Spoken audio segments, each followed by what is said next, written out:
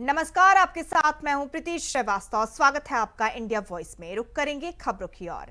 केंद्रीय गृह मंत्री और सहकारिता मंत्री अमित शाह ने नई दिल्ली में छत्तीसगढ़ के मुख्यमंत्री विष्णुदेव साय के साथ राज्य में 3 नए आपराधिक कानूनों के कार्यान्वयन पर समीक्षा बैठक की। बैठक में पुलिस, जेल और कोर्ट अभियोजन और फॉरेंसिक से संबंधित विभिन्न नए प्रावधानों के कार्यान्वयन और वर्तमान स्थिति की समीक्षा की गई। बैठक में छत्तीसगढ़ के उप मुख्यमंत्री, केंद्रीय गृह मंत्री, गृह सचिव, मुख्य सचिव छत्तीसगढ़, महानिदेशक BPRND, पुलिस महानिदेशक, छत्तीसगढ़ निदेशक NCRB सहित गृह मंत्रालय और छत्तीसगढ़ सरकार के वरिष्ठ अधिकारी उपस्थित थे।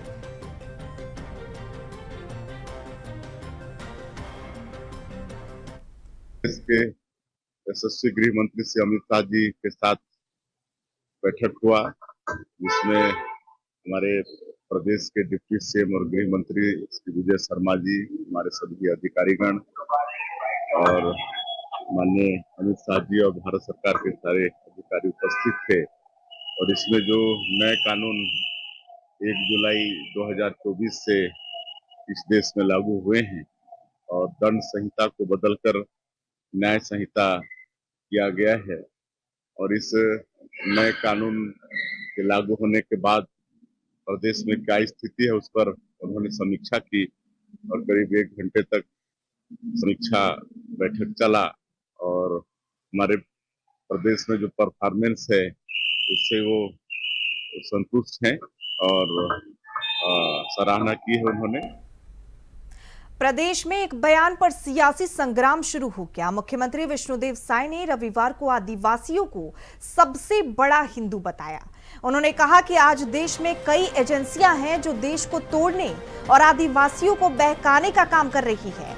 महर्षि दयानंद सरस्वती की 200वीं जयंती और आर्य समाज के 150वें स्थापना दिवस के उपलक्ष्य पर रायपुर में आयोजित एक कार्यक्रम में मुख्यमंत्री ने कहा कि आदिवासी समाज सबसे बड़े हिंदू हैं। आदिवासी सरना पूजा में विश्वास रखते हैं। सीएम साय ने कहा कि आज भी कई एजेंसियां सक्रिय हैं जो देश को तोड़ने का काम कर रही है। आदिवासी समुदाय को भटकाने और बहकाने की कोशिशें हो रही हैं, जिसमें ये दावा किया जा रहा है कि आदिवासी हिंदू नहीं है। वह इस बयान पर सियासी घमासान जो है वो शुरू हो चुका है। भूपेश बघेल और सिंह देव की अलग अलग प्रतिक्रियाएं आ रही हैं। भूपेश बघेल ने सीएम के बयान पर पलटवार किया। आदिवासी हिंदू मान लिए गए तो आरक्षण नहीं मिलेगा। वहीं TS सिंहदेव सीएम के बयान से सहमत नजर आए। ज्यादातर आदिवासी मूल रूप से हिंदू ही हैं।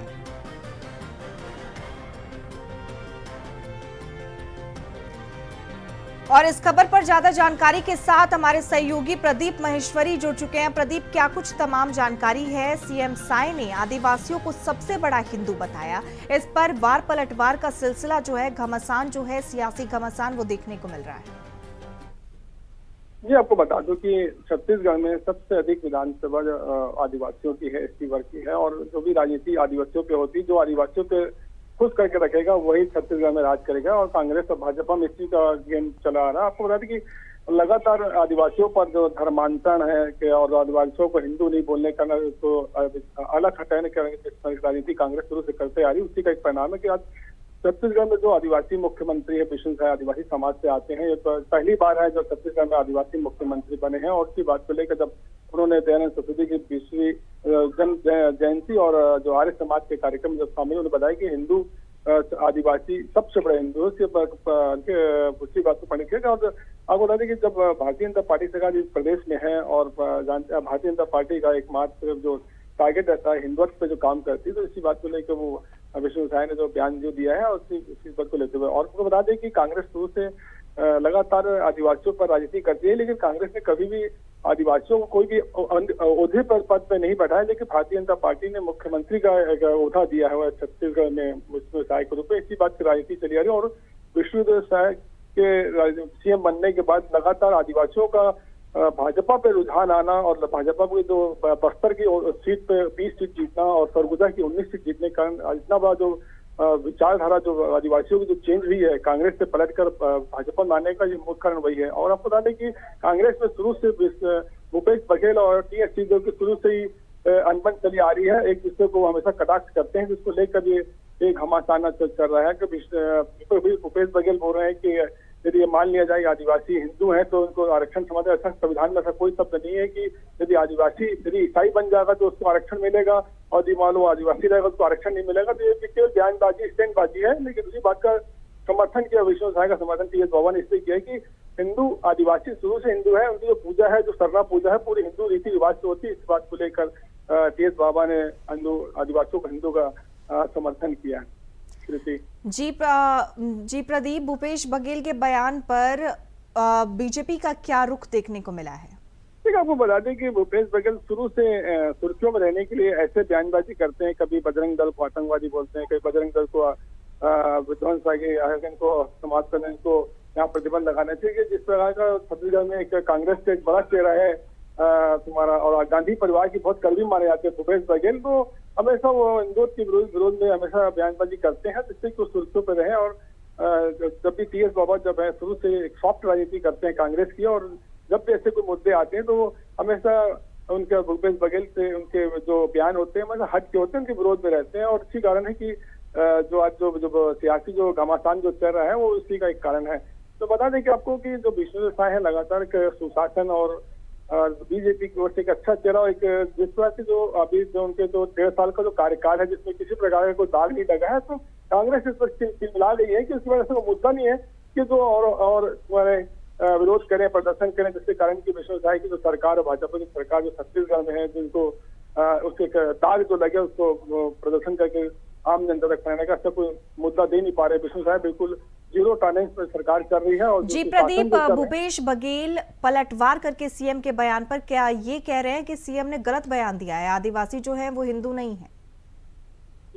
आदिवासी हिंदू शुरू से हैं, उनकी जो शैली है वो भूपेश बघेल किस प्रकार का बयान दिए है कि वो हिंदू नहीं है। देखिए शुरू से जो ऐसी एजेंसियां जो धर्मांतरण करा रही है और जो बहकावा कर रही है कि हिंदू मतलब समाज को बांटने का जो काम जो कुछ लोग जो कुछ पार्टियों द्वारा जो किया जा रहा है, हिंदू आदिवासी हिंदू नहीं है और धर्मांतरण को अप्रत्यक्ष समर्थन देते, इसी परिप्रेक्ष्य में माना जा सकता है भूपेश बघेल का बयान को।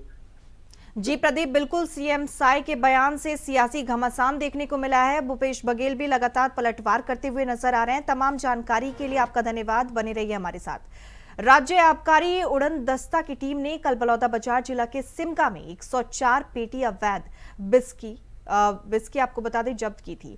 बलौदाबाजार जिला पुलिस ने कई गांव में ताबड़तोड़ छापा मारकर अवैध रूप से महुआ की शराब बना रहे एक आरोपी को गिरफ्तार किया।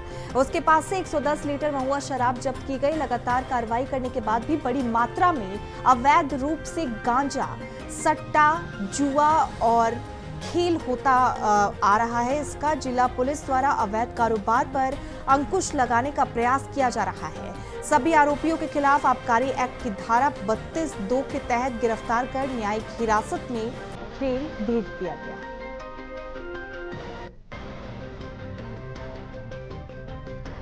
और हमारे सहयोगी प्रदीप महेश्वरी हमारे साथ लगातार बने हुए हैं। प्रदीप, क्या कुछ तमाम जानकारी है? जिला प्रशासन की बड़ी कार्रवाई देखने को मिली है सट्टा को लेकर, गांजा, अवैध शराब को लेकर।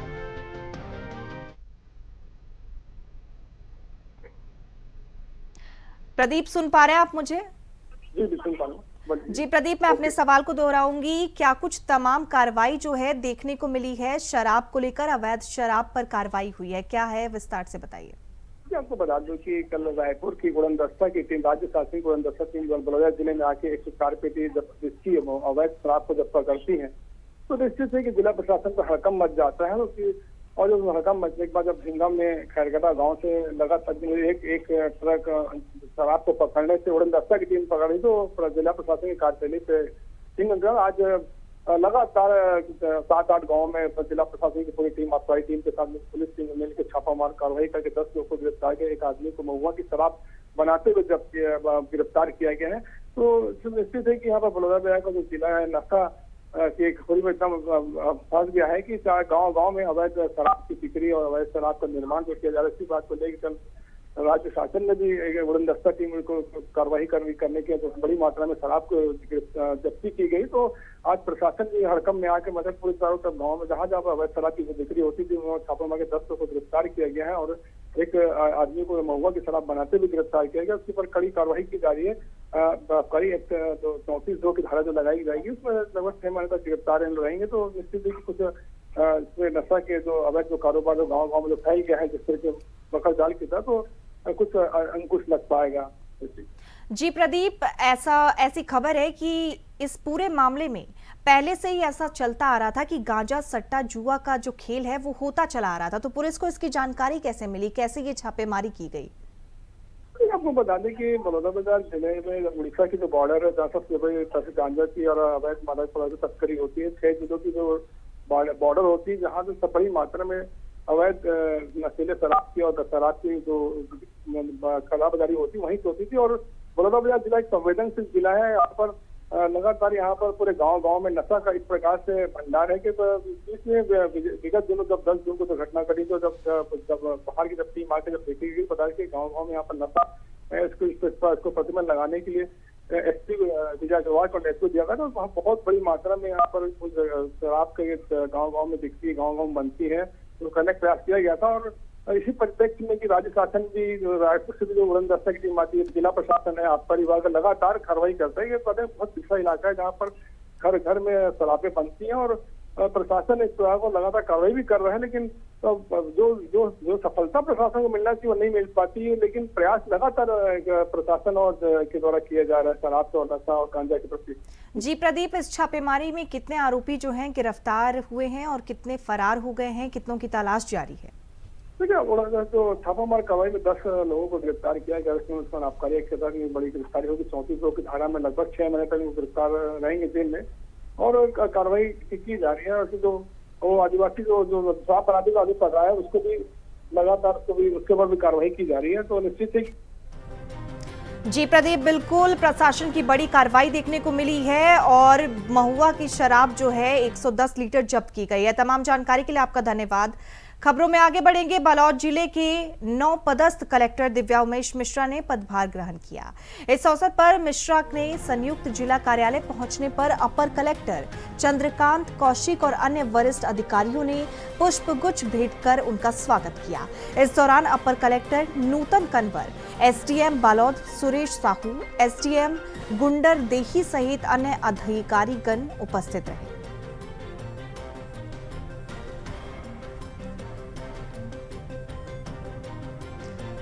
आपको बता दें, कलेक्टर दिव्या उमेश मिश्रा ने पदभार ग्रहण किया। उनके पदभार ग्रहण समारोह में कई वरिष्ठ अधिकारी मौजूद रहे। अधिकारियों ने पुष्प गुच्छ भेंट कर उनका स्वागत किया।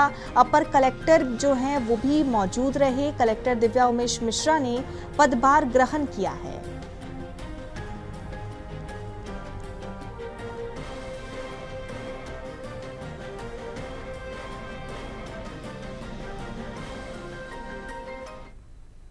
खबर दुर्ग से है, जहां छत्तीसगढ़ के दुर्ग जिले में भिलाई स्थित कैनरा बैंक के 101 खातों में 87 करोड़ रुपए का संदिग्ध लेन देन हुआ।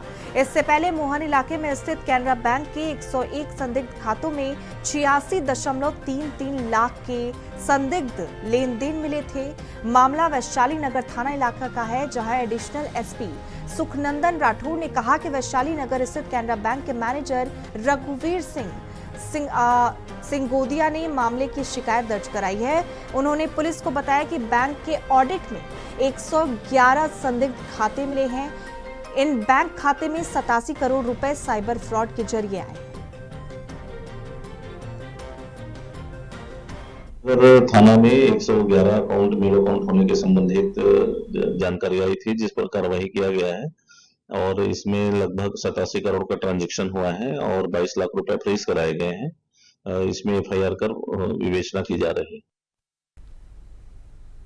दुर्ग जिले में एक युवक 29 नकली नोटों के साथ पकड़ा गया। आरोपी नकली नोट लेकर एक बेकरी में आइसक्रीम खाने गया था, लेकिन दुकानदार को शक होने पर अपनी सूझबूझ का परिचय देते हुए उसने पुलिस को बुला लिया। मामला पुरानी भिलाई 3 थाना क्षेत्र का है। जानकारी के अनुसार नकली नोट खपाने की कोशिश कर रहे एक युवक को पुरानी भिलाई पुलिस ने रंगे हाथों गिरफ्तार किया है। पुरानी भिलाई थाना प्रभारी महेश ध्रुव ने बताया कि विवेक कुलश्रेष्ठ संचालक जलाराम बेकरी दुकान चरौदा ज्योति विद्यालय के पास स्थित जलाराम बेकरी में आरोपी नरेंद्र सिंह बेकरी में आइसक्रीम खरीदने के बहाने पहुंचा था। पुरानी भिलाई थाना में एक रिपोर्ट आया कि कुछ एक युवक ने आकर के कुछ नकली नोट जैसा दे रहा है और सामान लिया है। जब तस्दीक किया गया तो वो नोट नकली पाए गए। 500 रुपए के 17 नोट और 200 रुपए के 11 नोट वहां पर बरामद हुए। ये कुछ दिन पहले ही वो युवक आया था और 500 रुपए का सामान खरीदा था और नकली नोट दिया था। दुकान वाले सतर्क थे और वो फिर से उसी दुकान में आकर के सामान खरीदने पर यह स्पष्ट हुआ कि यही है, जिसके आधार पर उस पर वैधानिक कार्रवाई कर अग्रिम कार्रवाई की जा रही है। पूछताछ भी किया जा रहा है कि ये नकली नोट कहां से मिले। अभी स्पष्ट रूप से वो नहीं बता पा रहा है। बस स्टैंड रायपुर के पास होना बता पा रहा है। वह युवक सरायपाली महासमुंद का रहने वाला है। बलौदाबाजार शहर के गार्डन चौक में एक युवक ने आपसी विवाद में युवक पर जानलेवा हमला किया। उसके गले में ब्लेड से कई बार वार किया गया, जिससे वो गंभीर रूप से घायल हो गया। युवक को जिला चिकित्सालय में भर्ती कराया गया। आरोपी टेकराम ध्रुव को पुलिस ने गिरफ्तार कर लिया है।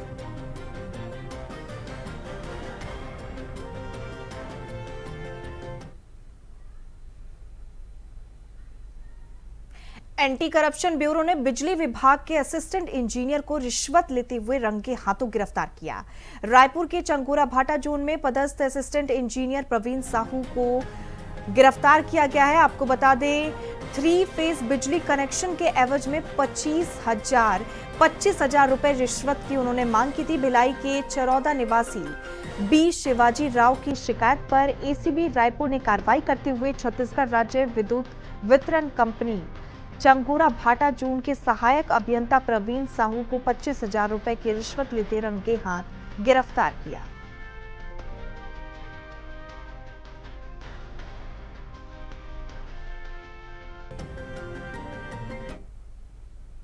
बिलासपुर न्यायधानी के रतनपुर सामुदायिक स्वास्थ्य केंद्र से एक वीडियो सोशल मीडिया पर वायरल हो रहा है, जिसमें एक महिला अस्पताल में फर्श पर पोछा लगाते हुए नजर आ रही है।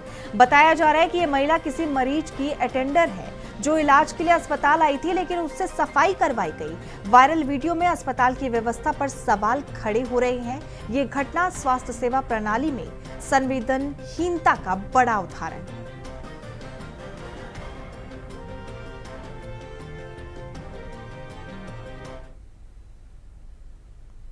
अंबेडकर चौक पर मुस्लिम समाज ने प्रदर्शन कर लोगों से अपील की। मुस्लिम समाज के लोगों ने कहा कि भारत सरकार द्वारा हाल ही में पारित वक्फ संशोधन विधेयक का घोर विरोध करते हैं। ये विधेयक न केवल भारतीय संविधान की मूल भावना का उल्लंघन करता है, बल्कि देश के मुसलमानों के मौलिक अधिकारों और धार्मिक स्वतंत्रता पर सीधा प्रहार है।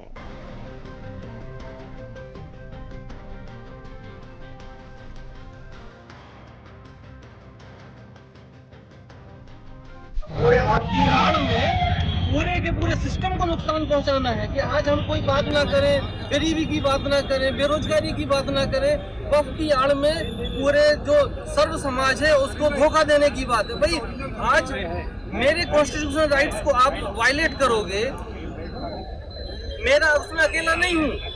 आप एक शुरुआत कर रहे हो, कॉन्स्टिट्यूशनल राइट वायलेट कर रहे हो। संविधान में छेड़खानी जो मुद्दा उठाया जा रहा है, यही संविधान में छेड़छाड़ है, यही संविधान में बदलाव करने की कोशिश का और प्रयास किया जा रहा है, जिसको हम लोग बर्दाश्त नहीं करेंगे।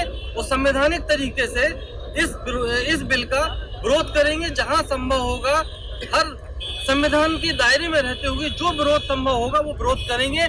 चाहे वो व्यक्तिगत सलीम राज ने भी जो स्टेटमेंट जारी किया हो मस्जिदों के लिए, वो मुस्लिम समाज विरोध नहीं कर रहा। जो मुस्लिम समाज के ठेकेदार हैं और जो मुस्लिम प्रॉपर्टी में कब्जा किए हुए उन लोग विरोध है। समाज के कौन लोग हैं? यहाँ पर ही 15 लाख 150 लोग भी नहीं आए। तो समाज नहीं, समाज के जो ठेकेदार बने हुए हैं और जो वक्फ बोर्ड की ज़मीनों में कब्जा किए हुए हैं, जिनके पेट में दर्द हो रहा है, उन लोग विरोध कर रहे हैं। ये गरीब मुसलमानों का हक गरीब को कैसा मिले, उसके लिए माननीय नरेंद्र मोदी जी ने कानून बनाया है और ये कानून का स्वागत करना चाहिए। इन लोग ये जो मुसलमानों की तरक्की नहीं चाहते हैं, भारतीय जनता पार्टी और देश के प्रधानमंत्री चाहते हैं कि मुसलमानों की तरक्की होए, मुसलमान शिक्षित होए, मुसलमान उन्नति करें। तो ये मुसलमानों की ना उन्नति चाहते हैं ना तरक्की चाहते, सिर्फ मुसलमान को वोट बैंक और सिर्फ वक्फ बोर्ड का डर दिखाया जाता है। वक्फ बोर्ड का डर वाली कुछ बात नहीं, मुसलमान की तरक्की वाला भी है। जी सर, ये जो 400 लोगों को वक्फ बोर्ड द्वारा नोटिस दिया गया है दुकानदारों को, उसमें कुछ लोगों का कहना है कि हम लोग रजिस्ट्री कराए, हम लोगों को काफ़ी समय हो गया है, तो उनके लिए क्या निर्णय लिया जाएगा? ये वक्फ बोर्ड की जो रजिस्ट्री हुई है पूर्णतः फर्जी हुई है। जो वक्फ बोर्ड ने वक्फ में दान कर चुका है 1927 में, और रजिस्ट्री आपने थर्ड लोग से करा है या उनके वारिस लोग से करा है, तो वह प्रॉपर्टी तो बिक नहीं सकती है, नहीं बिक सकती, इसलिए फर्जी रजिस्ट्री है। और ज़्यादा मैं राज्य शासन से भी अनुमति मांग रहा हूँ, और यह केस सीबीआई को सौंपूंगा। सीबीआई सौंपने के बाद जांच होगी, दूध का दूध पानी का पानी हो जाए। भाजपा प्रदेश महामंत्री संजय श्रीवास्तव ने प्रेस वार्ता लेते हुए कहा कि अगर प्रदेश में 10 घटनाएं घटी हैं तो उसमें से 8 में कांग्रेस के लोग शामिल हैं, मगर आज खुद कांग्रेस प्रदर्शन कर रही है। इसका क्या अर्थ निकाला जाए? ये वही कहावत है कि उल्टा चोर कोतवाल को डांटे। 15 महीने के छोटे से कार्यकाल की अगर हम बात करें तो जितनी भी घटनाएं घटी उसमें सबसे अधिक कांग्रेस के लोग ही शामिल हैं। अगर भूपेश बघेल शासनकाल की बात करें तो भूपेश बघेल शासनकाल में भी कांग्रेस के लोग सबसे अधिक घटनाओं में शामिल रहे हैं।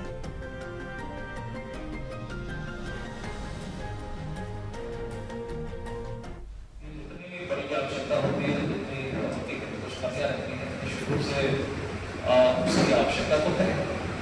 और मैं फिर से कह रहा हूँ कि जो आपने कहा किसी भी मामले में, चाहे अपराध के मामले में उन्होंने कुछ कहा, कोई दिक्कत नहीं है, हमको इसको सकारात्मक लेना चाहिए। मैं ये नहीं कह रहा हूँ कि जीरो टॉलरेंस ऑफ सब्मिशन हमारी सरकार को कहीं ना कहीं हमको काम करने की आवश्यकता है। यदि उसके पीछे यदि एक तंत्र पिछले 5 वर्षों में खड़ा हुआ, इसका तो मेरा बड़ा आरोप है कि पिछले 5 वर्षों में जिस तरीके से जो अवैध धंधे हुए, अवैध नशे हुए, और एक बड़ा तबका जो खड़ा हुआ है छत्तीसगढ़ के अंदर, उसको तोड़ने का प्रयास चल रहा है। और यदि कोई जनप्रतिनिधि उसको लगता है कि कहीं कोई इस तरह का विषय है, यदि वो सरकार को बताता है, तो सुझाव देता है, तो इसको सकारात्मक लेना चाहिए। ये राजनीतिक विषय नहीं बनना चाहिए।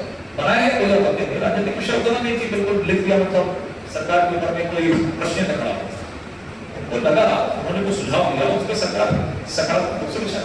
यहाँ कानून का कांग्रेस जो आज आंदोलन कर रही है, इससे पहले एसपी कलेक्टर को बदला गया, ये आंदोलन को देखते हुए ऐसा नहीं है, ऐसा नहीं है। देखिए वकील के काम है, और अभी जो तबादले का समय रहते ही अपने तबादले का विषय होता है, और सरकार लगातार इस विषय पर काम करती है। ये अपने को जोड़ो, उसको प्रभावित करने का प्रयास कर रही है। सरकार ने कर लिया, मान लो उसको जोड़ रहे थे, हमने हमारा आंदोलन भी कितने लोग जाके देखिए, पूछिए जाके। रायपुर के मंदरेसौद इलाके में पेट्रोलियम कंपनियों के डिपो हैं। पेट्रोल डीजल भरकर टैंकर वाले यहीं से निकलते हैं। इसी इलाके के कुछ जगहों पर इसकी तस्करी करने वालों का खासा प्रभाव है।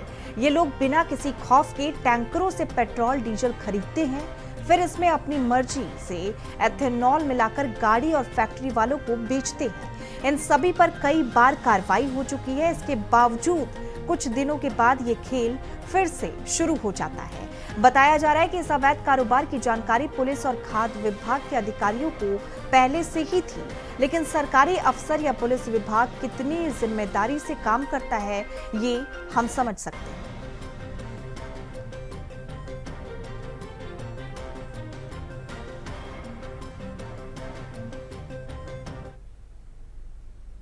राजधानी रायपुर में खाद्य विभाग के अफसरों की लापरवाही की वजह से सिलेंडरों की कालाबाजारी नहीं रुक रही है।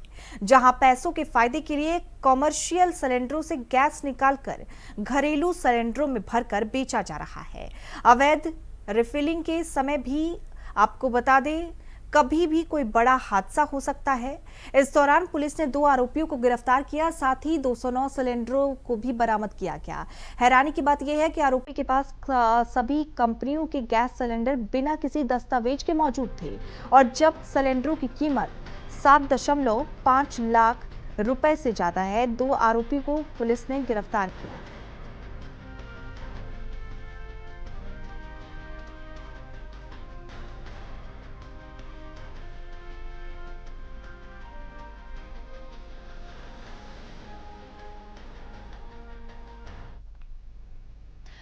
छत्तीसगढ़ में बढ़ते अपराध के खिलाफ कांग्रेस ने राजधानी रायपुर में मुख्यमंत्री निवास का घेराव के लिए कूच किया है। इस बड़े प्रदर्शन में हजारों कार्यकर्ता और नेता शामिल हुए। ये प्रदर्शन प्रदेश कांग्रेस कमेटी अध्यक्ष दीपक बैज के नेतृत्व में किया, जहां वरिष्ठ नेताओं ने पिछले 1.5 साल में प्रदेश में बढ़ते अपराध के आंकड़ों के साथ महिलाओं के खिलाफ हो रहे अत्याचार, लूट और हत्या सहित कई मुद्दों पर साइज सरकार के खिलाफ हमला बोला। इस दौरान कांग्रेस कार्यकर्ताओं को रोकने के लिए पुलिस ने ट्रिपल लेयर सुरक्षा व्यवस्था की। कांग्रेस का सरकार के खिलाफ प्रदर्शन जो है लगातार जारी है। कानून हाथ मत लीजिए, आप लोग उधर जाइए, गिर सकते हैं, गिर सकते हैं।